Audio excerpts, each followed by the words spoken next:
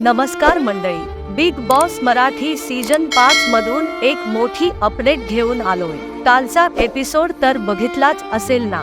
वर्षाताई घराबाहेर गेल्या आहेत।